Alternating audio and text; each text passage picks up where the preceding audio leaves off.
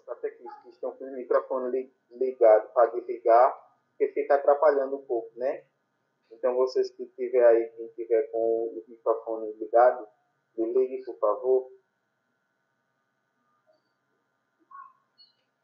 Então, vamos iniciar pedindo a presença do Espírito Santo sobre essa noite de formação para que possamos, né, ter uma noite proveitosa de aprendizagem com o Padre Marinaldo. Vindo Espírito Santo, enchei os corações dos vossos fiéis e acendei neles o fogo do vosso amor. Enviai, Senhor, o vosso Santo Espírito, e tudo será criado, e renovareis a face da terra. Oremos, ó Deus, que instruísse os corações dos vossos fiéis, com a luz do Espírito Santo, fazei que apreciemos retamente todas as coisas, segundo o mesmo Espírito, e gozemos sempre de sua consolação, por Cristo nosso Senhor. Amém. Em nome do Pai, do Filho e do Espírito Santo. Amém. Então, Padre Marinaldo, agora é com o Senhor. Então, boa noite a todos os irmãos e irmãs catequistas de nossa forania, que nesse momento se unem através deste meio virtual para que a gente possa então ter mais uma etapa, mais um momento de formação.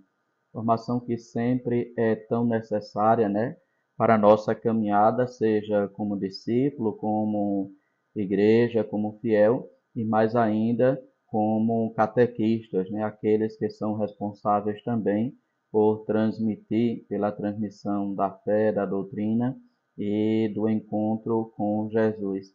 Então, assim, nosso irmão Euclides marcou comigo hoje para falar sobre o artigo 2º, o capítulo 2º da primeira sessão do Catecismo da Igreja Católica. Catecismo da Igreja Católica, que talvez alguns dos irmãos tenham, ou provavelmente tenham, e aí que é estruturado, né, em algumas partes, né? Temos a primeira parte, a profissão de fé, a segunda parte, que é a celebração do mistério cristão, e a terceira parte com a vida em Cristo, e a quarta parte, a oração cristã, enfatizando aí a oração do Senhor. Então, o catecismo da igreja, né, com quatro partes, que mostra primeiro o que a gente crê, depois aquilo que a gente celebra, e a oração, né, como parte da vida cristã, evidentemente também o dos mandamentos.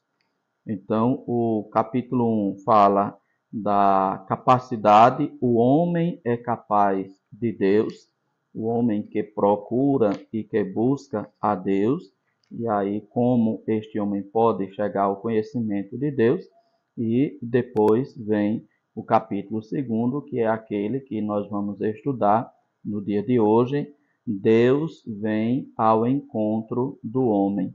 Eu vou então, não sei se saberei, mas espero que saiba compartilhar aqui a tela, né? Se eu não souber, vocês vão dizendo que eu não sou muito prático disso não, tá certo?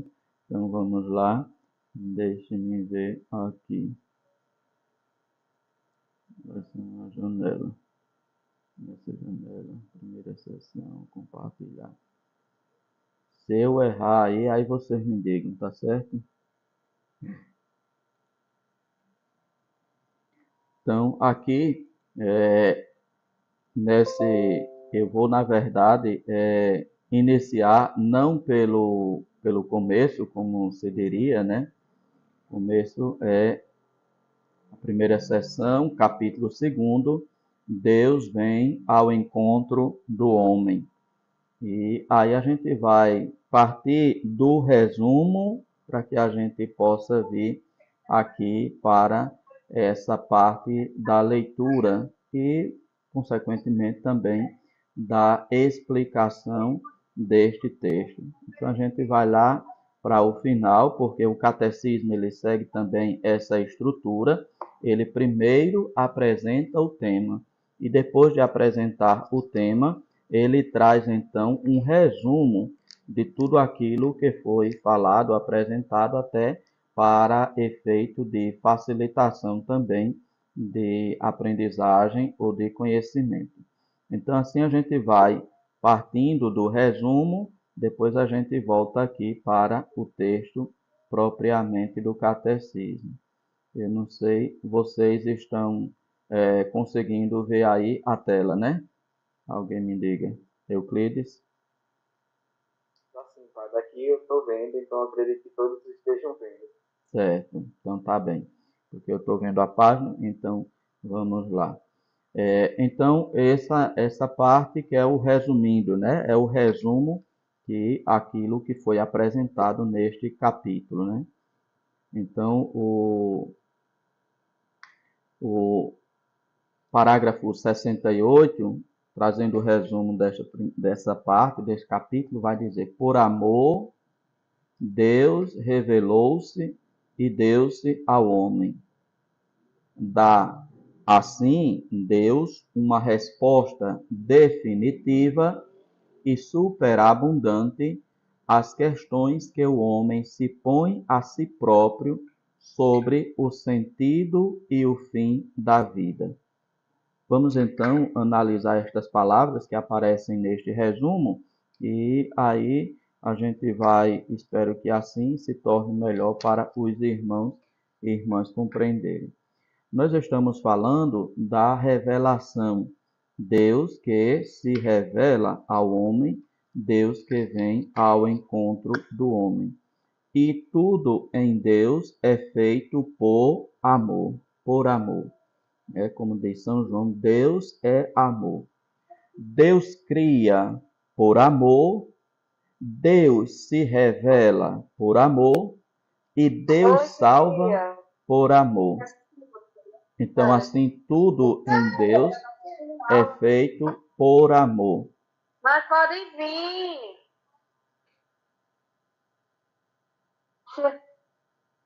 Gente, vamos desligar o microfone para não atrapalhar a formação. Então, este primeiro se parte disso, né? Por amor. Por amor Deus cria, por amor Deus salva, por amor Deus se revela, por amor também ele santifica, né, pela ação do Espírito Santo. Então, tudo em Deus é feito por amor, e inclusive também a sua revelação.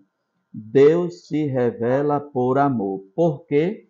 Porque Deus não estava obrigado a se revelar a nós, humanidade. O revelar-se de Deus para nós é ato de sua liberdade. Deus é livre e é ato de seu amor. É feito na liberdade e no amor. Nada nem ninguém obrigava ou obriga Deus a revelar-se à humanidade. Tudo feito por amor. Deus revela-se e Deus deu-se ao homem. Não apenas ele se revela, como ele se dá a este homem, né? Aqui homem, quando se fala sempre, aqui referindo-se a homem e mulher, a humanidade.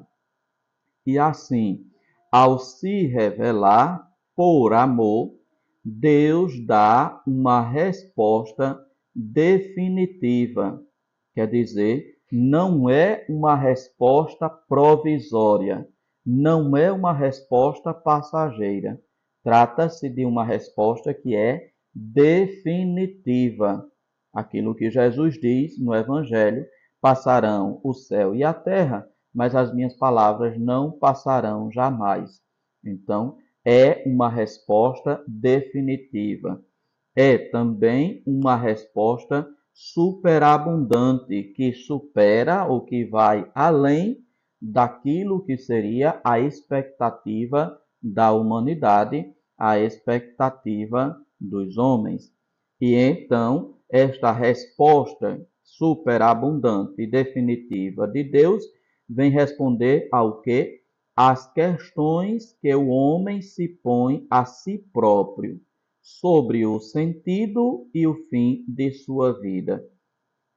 a resposta a estas perguntas. Quais são o sentido, né? Qual é o objetivo da minha vida neste mundo? Por que eu estou aqui? De onde eu vim? Para onde eu vou? Essas são sempre as questões que movem cada homem e cada mulher, porque são questões existenciais. Muitas vezes estas questões não são feitas, né, de modo bem elaborado ou de modo intelectual. De onde eu vim, para onde eu vou, qual é o sentido da minha vida. Mas no final das contas, cada homem, cada mulher está procurando uma resposta, né, para esta pergunta, para esta inquietação que está sempre presente dentro dele. Então, a revelação de Deus, ela vem dar uma resposta, né, a estas interrogações, a estas perguntas que o homem e a mulher traz dentro de si. E Deus, ele revelou-se ao homem, comunicando-lhe gradualmente o seu próprio mistério por ações e por palavras. Então, aqui, né, enfatizar esta parte, comunicando-lhe gradualmente.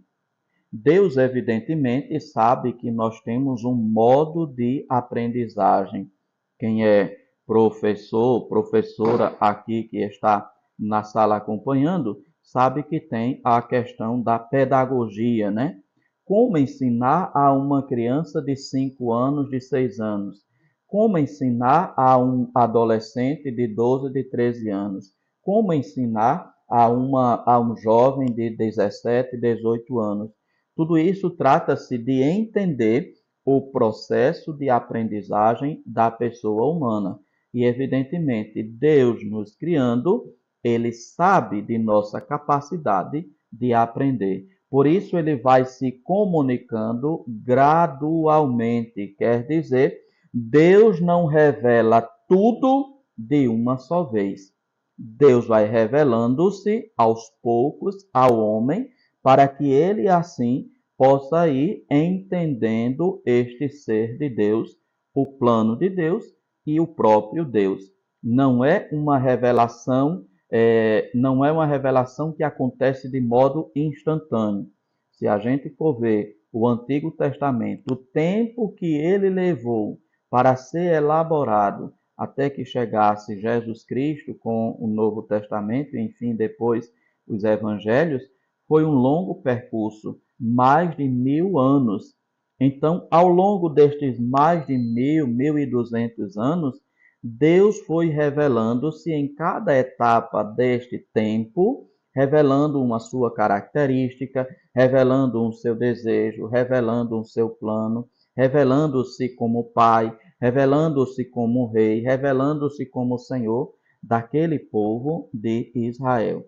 Então, esta revelação de Deus, ela acontece de modo gradual, assim como o nosso conhecimento também é gradual. Se a gente vai na escola, a comparação a ser feita é esta: se a gente vai na escola, a gente não aprende inicialmente a construir uma frase ou uma redação que tem começo, meio e fim. Isso a gente vai aprender depois. O primeiro que a gente aprende são as vogais, depois vem as consoantes, depois junta um com o outro, enfim, todo mundo passou por esse processo que estudou, né? Então, assim, depois, quando a pessoa já está devidamente capacitada para construir palavras, construir frases, ela então vai estar capacitada para construir uma redação, um texto que tem um começo, um meio e um fim. Assim, Deus também vai se comunicando gradualmente, aos poucos, a esta humanidade que ele criou, através de um povo que ele escolheu para fazer esta revelação. Porque dentre todos os povos, a revelação aconteceu através de um povo específico, que foi o povo de Israel, o povo constituído como povo de Deus. E assim Deus vai revelando gradualmente o seu próprio mistério. porque Deus também é mistério, né? Deus é um mistério, aquele mistério insondável, ao qual o homem, tendo, na primeira parte, vai dizer que o homem é capaz de Deus, mas que esta capacidade de conhecer a Deus não atinge ou não alcança a perfeição que a revelação traz. Porque Deus, na revelação, é Ele próprio falando dele. Não é um homem que está inventando algo sobre Deus. É Deus quem está falando sobre Ele próprio. E esta revelação, ela acontece por ações e por palavras. Ações aqui está com C, porque esse é o texto que eu peguei lá do Vaticano, do site do Vaticano, né? Por ações e por palavras.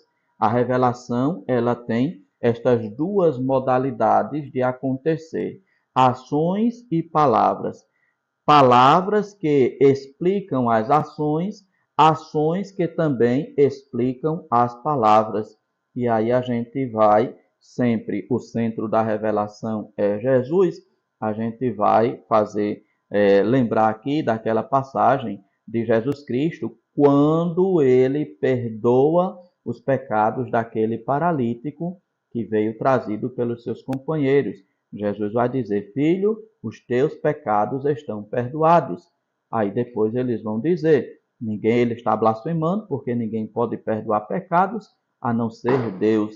E aí Jesus, que agiu e se revelou pela palavra, perdoando os pecados, agora Jesus vai se revelar pela ação de curar aquele homem. E aí Jesus vai dizer: eu te ordeno, pois bem, para que vocês saibam que na terra o Filho do Homem tem poder para perdoar pecados, eu te ordeno, levanta-te e anda. E nos diz o Evangelho, o paralítico levantou e saiu conduzindo, levando a sua cama para casa. Então a revelação de Deus, ela acontece por ações e por palavras. Às vezes somente por ações, às vezes somente por palavras, às vezes pelas duas realidades, a ação e a palavra. E embora num primeiro momento não se entenda aquela ação, depois aquela ação será entendida pelas palavras que o próprio Deus vai inspirar por meio do seu profeta. Isso aconteceu com os profetas, né? Um dos profetas, Deus vai dizer: põe uma canga, né? Como se fosse um caçoar, né? Põe um caçoar em cima de ti e sai andando pelas ruas de Israel. Aquilo era uma profecia, não em palavras, mas em gestos, porque depois Deus vai explicar ao profeta e depois o profeta vai explicar ao povo que será aquilo que acontecerá a Israel. Israel vai ser novamente preso, escravizado, né? E aí vem o exílio da Babilônia para que Israel sinta o peso, né, da escravidão novamente, de ser escravo novamente, agora na Babilônia, porque o Egito já tinha passado, né? Então a ação de Deus, ela acontece por ações e por palavras. Ações que iluminam as palavras, palavras que iluminam as ações. Vamos então mais adiante, né? No número 70 do Catecismo, neste resumo: além do testemunho que dá de si mesmo através das coisas criadas, portanto, as coisas criadas testemunham Deus. A gente é uma das vias de acesso a Deus, né? São as coisas criadas. Olhando a beleza das criaturas, nós podemos intuir a beleza do Criador. Se é belo aquilo que foi criado, muito mais belo é aquele que criou. Então, as coisas criadas, elas testemunham a Deus. Deus manifestou-se a si próprio aos nossos primeiros pais, né? E aí a gente vai lembrar a presença dos patriarcas dentro da história de Israel, né? Sendo os patriarcas, dentre eles os mais famosos, os três, né? Aqueles que deram origem ao povo de Israel: Abraão, que é o pai do povo de Deus, Abraão, Isaque e Jacó.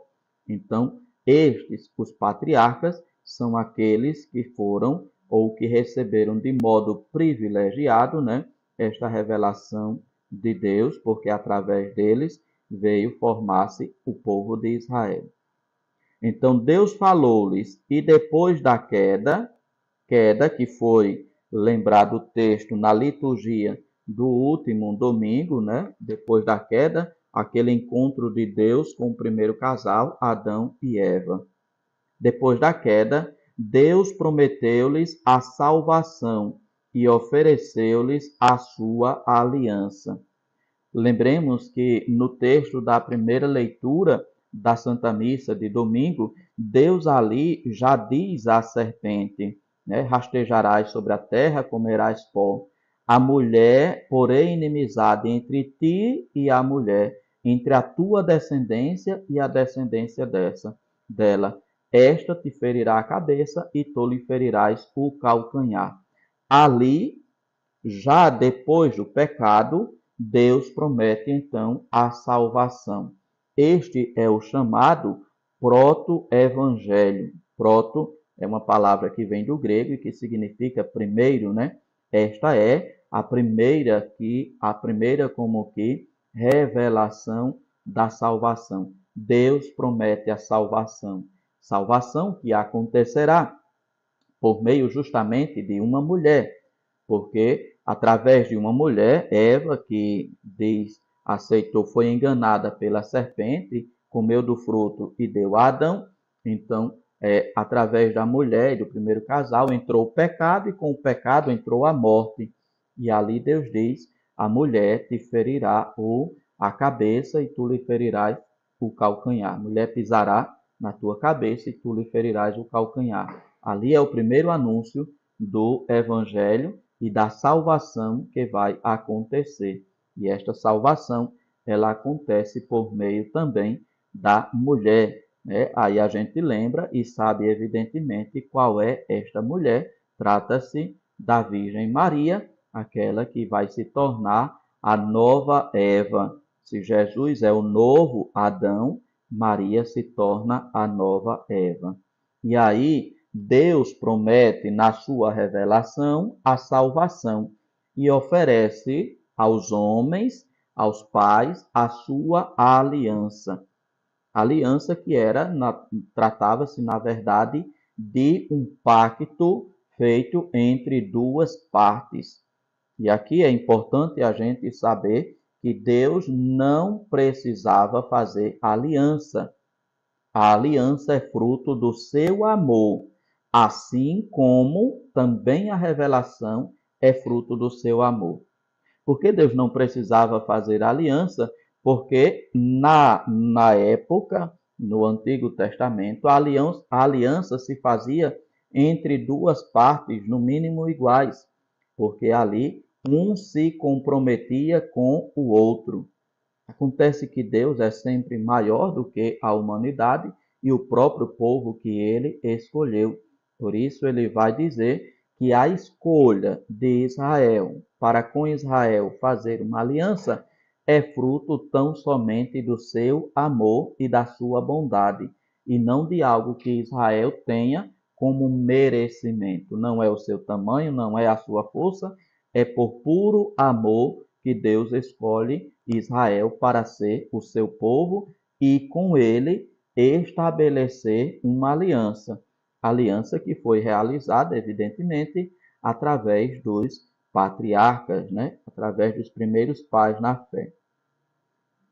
Aqui então, Deus conclui, continuando, Deus conclui com Noé uma aliança eterna entre si, entre ele e todos os seres vivos.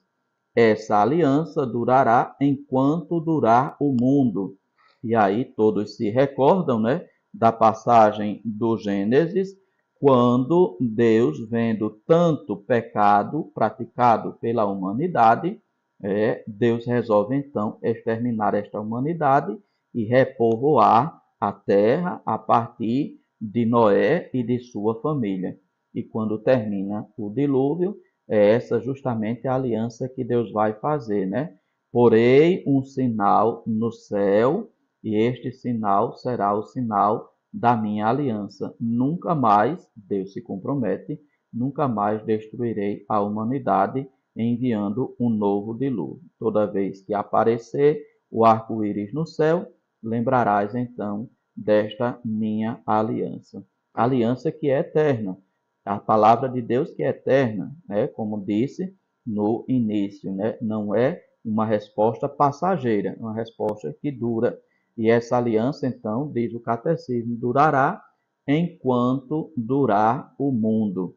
Então, Deus não destrói o mundo. E se a gente for olhar o que está acontecendo no mundo com essas mudanças climáticas, trata-se não de colocar a culpa em Deus, mas a culpa na própria humanidade, que não é capaz de preservar a natureza, preservar aquilo que Deus deu. Então, a natureza apenas responde à ação que o homem faz nela. Deus escolheu Abraão e concluiu uma aliança com ele e os seus descendentes. Então Deus escolhe aquele homem, Abraão, para com ele fazer uma aliança. Dá a ele uma terra e uma descendência numerosa. E ele vai dizer, uma descendência tão numerosa quanto as estrelas que existem no céu. Aí aqui, para a gente ter uma noção, basta a gente ver, procurar às vezes algum livro ou algumas informações acerca de astronomia. São milhões e milhões e bilhões de estrelas que existem no céu, né? Estrelas que assim revelam, né? Deus vai dizer, te darei uma descendência tão numerosa quanto as estrelas do céu, quanto os grãos de areia da praia.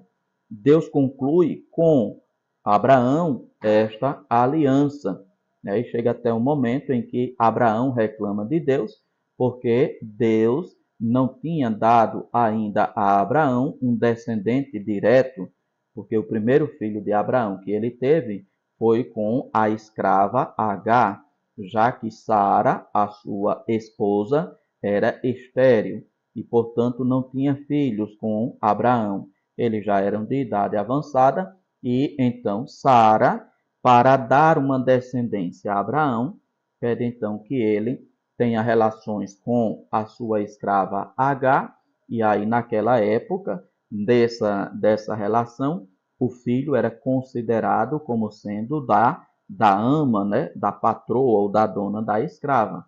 Abraão tem relações com Agar, desta relação nasce Ismael, só que Ismael era filho de Abraão com Agar e não de Abraão com Sara.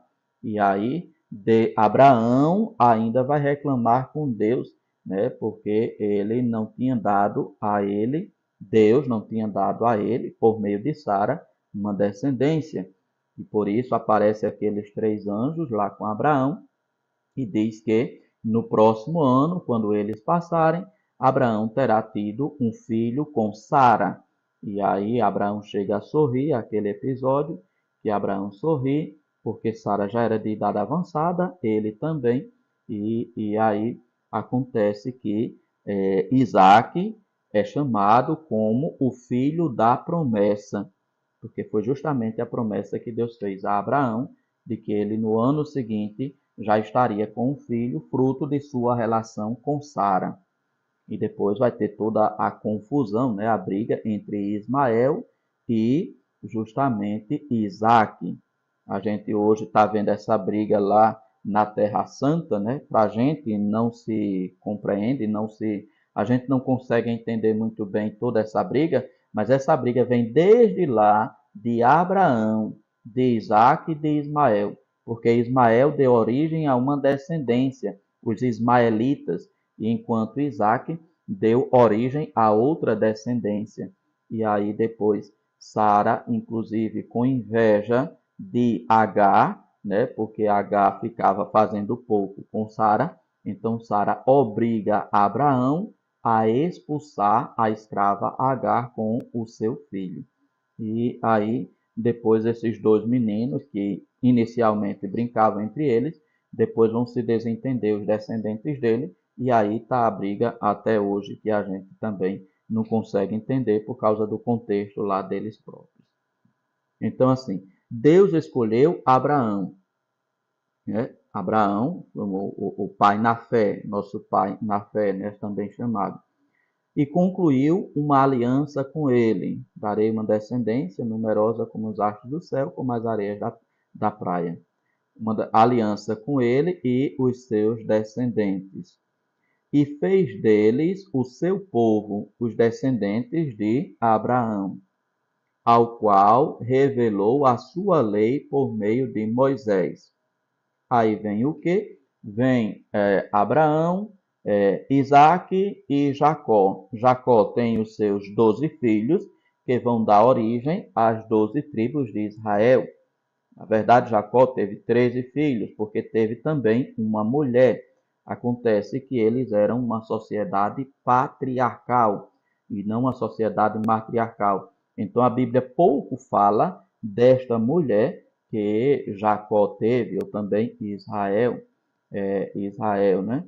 Então estes 12 filhos homens que Jacó teve vão dar justamente origem às 12 tribos de Israel, que foi escravizado, levado escravo para o Egito, e depois Deus mandou lá Moisés, eles clamaram por Deus, e Deus enviou Moisés. E justamente vai ser através de Moisés que Deus então vai revelar a sua lei, os seus mandamentos, né? O decálogo, assim chamado por todos nós. Então Deus revela a sua lei ao seu povo por meio de Moisés. Então vejam que trata-se de uma revelação gradual, né? Abraão, Isaac não tinham os mandamentos, os 10 mandamentos. Noé também não tinha. Então tudo isso vai vir com Moisés depois que o povo é libertado da escravidão no Egito. E assim Deus preparou esse povo, né? Preparou o povo pelos profetas para acolher a salvação destinada a toda a humanidade. E aqui nesta revelação que Deus faz aos profetas, né, ele tem a promessa de enviar um Messias para libertar o seu povo. Então Deus vai preparar este povo para acolher esta salvação, que será realizada pelo seu Messias. Acontece que, aqui eu queria chamar a atenção, a salvação ela é destinada a toda a humanidade. Acontece que não foi essa a compreensão que inicialmente teve o povo de Israel. A salvação, na mentalidade deles e no entender deles, era uma salvação para o povo de Israel somente. Somente o povo de Israel seria salvo. O restante da humanidade, eles não tinham, nem se preocupavam, nem pensavam, não tinha nada a ver. A salvação era destinada para eles, na mentalidade deles. Por isso a gente vai entender todo o conflito que vai existir entre Jesus de um lado, os fariseus e os mestres da lei de outro. Por quê? Porque Jesus acolhia a todos. Acolhia quem era judeu e quem não era também judeu. Lembremos, inclusive, tem uma passagem do Evangelho que uma mulher, como que ela dá uma lição em Jesus. É aquela mulher que chega pedindo para Jesus tirar o demônio da filha dela. Aí Jesus vai dizer: não está correto tirar o pão da mesa dos filhos e jogá-lo aos cachorrinhos. E aí a mulher vai se sair com uma resposta: é verdade, Senhor. Ela não pertencia ao povo judeu. É verdade, Senhor. Mas os cachorrinhos embaixo da mesa comem as migalhas que caem dos filhos. E aquela resposta é tão surpreendente, e os teólogos dizem que como que dá uma guinada, né? Evidentemente, Jesus sabia que ele vinha e ele veio como para salvar toda a humanidade. Mas não esqueçamos que Jesus também era homem.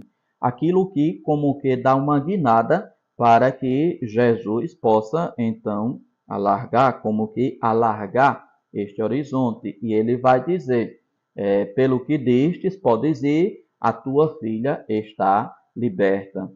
E também lembremos aquela outra passagem daquele soldado romano com quem os judeus não se davam bem. O soldado romano manda pedir a Jesus para que Jesus cure o seu empregado. Jesus diz, vou curá-lo. E quando o soldado percebe que Jesus está vindo para a casa dele, o soldado vai dizer aquela palavra que usamos na missa, todas as missas. Senhor, eu não sou digno de que entres em minha casa. Dize uma só palavra e o meu empregado ficará curado. Ele vai dizer, porque eu também tenho escravos, e diga um vai, ele vai. Terminando essa passagem, diz o Evangelho que Jesus ficou admirado pela fé daquele soldado romano. E Jesus, então, de fato, nem chega aí na casa dele e ele diz, vai, o teu empregado ficará curado, assim como tu creste. E diz o Evangelho, naquela mesma hora, o empregado ficou curado. Ou seja, Jesus veio mostrar que a salvação, ela foi destinada e prometida e realizada para toda a humanidade. Depois, São Paulo, ele vai também entender isso e vai dizer, agora não existe mais judeu ou grego, homem ou mulher, escravo ou livre, porque todos são filhos de Deus. Todos foram salvos em Jesus Cristo. Agora, a distinção é aqueles que foram salvos em Jesus Cristo. Não há mais agora nenhum tipo de separação, porque diz São Paulo, ele destruiu o muro de separação que havia entre nós. E os judeus tinham então essa mentalidade de que a salvação era destinada para eles. E naquele contexto em que Jesus se encarnou, eles entendiam a salvação como sendo a libertação do poder do Império Romano, que não estava escravizando eles, mas pelos altos impostos que cobravam, era como se eles fossem escravos do Império Romano. Então, ao mesmo tempo em que as autoridades judaicas, elas queriam se ver livres do Império Romano e pensavam que o Messias viria para libertar eles do Império Romano, assim como Moisés libertou o povo do Egito, então eles esperavam, eles tinham essa expectativa de que Jesus, de que o Messias, aliás, viesse para libertar o povo de Israel do domínio do Império Romano. Acontece que a libertação ela vai acontecer não do domínio do Império Romano, mas sim de um domínio bem maior e mais grave, que é o domínio do pecado, que é o domínio do diabo. Agora, com a salvação acontecida para toda a humanidade, a libertação não acontece mais de um império, mas acontece do pecado e de Satanás. Lembremos aquilo que os demônios, quando na sinagoga de Nazaré Jesus chega, eles gritam, sabemos quem tu és o Filho de Deus, vieste aqui para nos destruir? Sim, a resposta é sim. Eles sabem que Jesus veio para destruí-los, porque agora, não será mais o império das trevas a reinar, mas será o império da luz na pessoa de Jesus Cristo. Eu sou a luz do mundo, quem me segue não andará nas trevas. Agora Jesus faz uma libertação que não está fora do homem, mas uma libertação que acontece dentro dele. A libertação do pecado, a libertação do diabo. Então, assim, eles têm que, em Jesus Cristo, aceitar isto que não entrava na mentalidade deles. O Messias é de todos, o Messias veio para todos, mas eles entendiam que o Messias era apenas e tão somente para o povo de Israel. E eles entendiam também o Messias como aquele que vinha justamente retribuir o merecimento de cada um. Por isso que eles não aceitavam Jesus, por ele se apresentar como Messias, se dizer filho de Deus, colocar-se na mesma condição de Deus e fazer o que Jesus fazia, acolher os pecadores. Lembremos aquela cena em que Jesus vai até a casa de um mestre da sinagoga e depois chega aquela mulher que começa a chorar nos pés de Jesus e enxugar os pés de Jesus com o seu cabelo. O que é que ele pensa? Se ele fosse de fato Messias, saberia de quem trata-se esta mulher. Porque na mentalidade dele, o Messias não se aproximaria desse tipo de pessoa, mas pelo contrário, viria para condenar tais pessoas. E aí Jesus surpreende a ele, né, dizendo que ele não fez aquilo que todo bom judeu deveria fazer como sinal de recepção. Simão, desde que eu entrei em tua casa, tu não lavaste os meus pés, tu não me ungistes com óleo, tu não me destes o beijo o ósculo da paz. Ela, desde que chegou, não parou de chorar sobre meus pés, de enxugá-lo com o seu cabelo e de passar óleo nos meus pés. Ela está fazendo isso para a minha sepultura. Então, esta compreensão da salvação não estava ou não cabia dentro da mentalidade deles. Tanto é que eles vão ameaçar Herodes caso Herodes não matasse Jesus, não desse a sentença de morte de Jesus. Eles vão dizer para Herodes: quem se faz rei se coloca contra César. Então, se Jesus dizia que era o rei, e depois Pilatos, Herodes vai perguntar: tu és rei? Aí Jesus vai dizer: tu está dizendo isso por ti ou outros te disseram isso de mim? Quem são esses outros? São as autoridades judaicas. E depois Jesus vai confirmar: sim, eu sou rei, mas o meu reino não é deste mundo. Porque Jesus não pensava em destruir o Império Romano. Jesus queria destruir o império do mal, representado no diabo e no pecado que está dentro de cada homem. E aí, Pilatos, com medo de que as autoridades judaicas pudessem denunciar a ele de não ter evitado que Jesus se fizesse rei, então Pilatos vai mandar matar Jesus. Ele não queria, ele tinha medo, né, de Jesus, da sabedoria de Jesus, mas ele ficou pressionado pelas autoridades judaicas. Então ele teve como única opção para escapar e preservar a sua própria pele, vai lá Pilatos e manda matar Jesus. E aí, irmãos e irmãs, vai dizer o catecismo neste resumo: Deus revelou-se plenamente enviando o seu próprio Filho, no qual estabeleceu a sua aliança para sempre. Lembremos aquilo que Jesus diz e que o Padre diz na instituição da Eucaristia, né? Este é o cálice do meu sangue, o sangue da nova e eterna aliança. Trata-se de uma nova, porque existia a antiga aliança, feita com quem? Com os patriarcas, por meio dos patriarcas.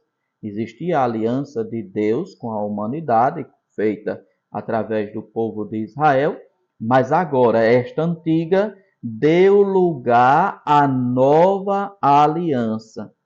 Esta nova, que agora ela é eterna. É nova e é eterna, portanto, não passará. aliança que permanece para sempre.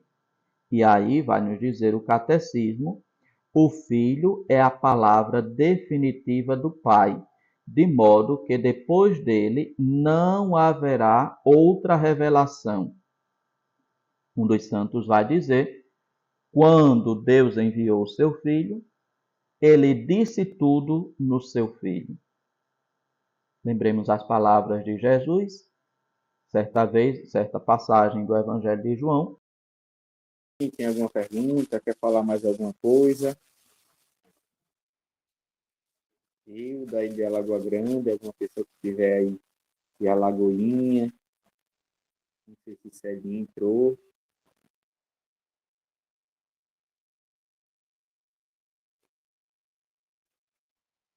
Mas ninguém quer falar. Eu peço que vocês liguem a câmera para a gente tirar uma foto, né, da tela, para a gente deixar registrado aqui e colocar no grupo também. O microfone está desligado, padre. Ajeitando os cabelos. Tem que sair bem da fita, né? Silvânia. Mas será possível? Padre, enquanto isso, LN, por favor, aí vai tirando, né, os prints. Quero agradecer para a sua participação no dia de hoje. Muito boa a formação, né, trazendo o tema de hoje, né, a revelação de Deus. Cadê Jesus? Passei. Tão boa, né? Do resumo, né, falou tudo que trazia todo o capítulo. A transmissão da revelação divina. Era esse o tema de hoje, nosso, né? E aqui, deixo o meu agradecimento. Senhor, Deus vem ao encontro do homem, não é isso? Cadê? É aqui, nesse aqui. Deus vem ao encontro do homem, que estava na página 27, né? E o próximo encontro vai ser a transmissão da revelação divina, no dia 2 do mês 7, né? Do mês de julho, a gente se encontra novamente. Não temos ainda o próximo, né, formador, não sei se será algum padre ou algum diácono. A gente vai entrar em contato para ter essa formação. Então, quero agradecer ao senhor, né, o senhor padre, que teve essa disponibilidade hoje para essa formação. E também agradecer a todos os catequistas que vieram participar conosco, né, dessa formação maravilhosa, tanto do catecismo como também da Bíblia, né? O catecismo está ligado com a Bíblia, então isso é muito bom para nós catequistas. Precisamos estar sempre em formação. Pronto. Aí o senhor salve e a gente coloca nos grupos para o outro catequista que não veio também possa assistir. Então vamos rezar agora, encerrando. Pedir a proteção de Nossa Senhora, ela, Mãe de Jesus, nossa mãe, nossa intercessora, que ela possa abençoar tanto sua missão como a nossa missão de catequista também. Somos catequistas, né? Tanto nós como o senhor, como o padre, é um dos primeiros catequistas. Ave Maria, cheia de graça, o Senhor é convosco. Bendita sois vós entre as mulheres, bendito é o fruto do vosso ventre, Jesus. Santa Maria, Deus, rogai por nós, pecadores, agora e na hora de nossa morte. Que o Senhor possa dar a bênção sobre nós, catequistas, nessa noite. Ele está no meio de nós.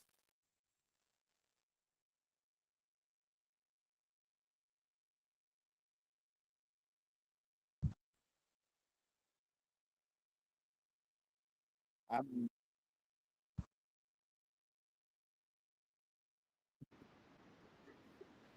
Amém.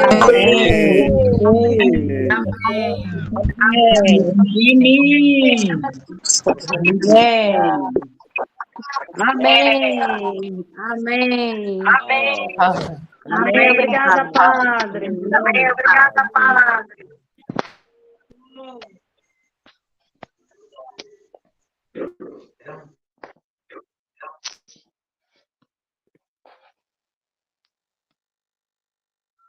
Você encerra, né? Isso, a gente vai encerrando por aqui. Nós já estão saindo. Boa noite, tá?